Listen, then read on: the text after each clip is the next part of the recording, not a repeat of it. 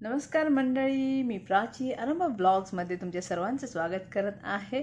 एखाद्या व्यक्तीने जर डोळेच बंद केले आणि तुम्ही त्यांच्यासमोर कितीही चांगुलपणा दाखवा, कितीही चांगलं वागा, तुम्ही त्याच्यावर कितीही प्रेम करा, त्याची कितीही काळजी घ्या, त्याला दिसणार नाही आहे। कारण त्याने ठरवलेलंच आहे याचा चांगुलपणा पाहायचा नाही।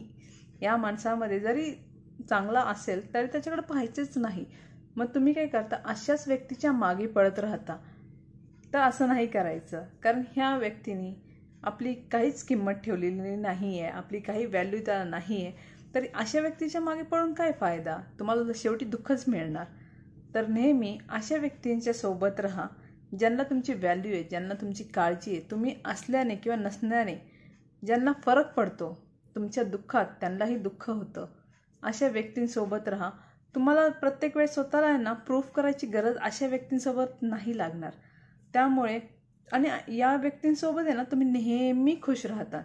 तर नेहमी तुम्ही हेच पाहिलं पाहिजे की आपल्यासाठी योग्य व्यक्ती कोणती आहे, जिच्यासाठी आपल्याला त्याच्या मागे मागे पळावं लागत आहे आणि तरी देखील त्या व्यक्तीला कदर नाही। अशा व्यक्तीच्या मागे की आपण काही एफर्ट्स न घेता, आपल्याला जर काही दुःख झालेलं आहे, आपण तरी फक्त शांत बसलेलं आहे, आपल्या भावना ज्या व्यक्तीला कळत आहेत, अशा व्यक्तीसोबत वेळ घालवा। अशा व्यक्तीलाच आपल्या लाईफमध्ये ठेवा। बघा, तुमची लाईफ खूप हॅप्पी राहील। विनाकारण अशा व्यक्तींच्या सोबत नका राहू जे तुम्हाला नेहमी त्रास देतात, तुमचा चांगुलपणा पाहत नाही। तर अशा व्यक्तींच्या मागे कधी धावू नका। बरोबर माणसांना सोबत ठेवा, लाईफ नेहमी सुखी होईल।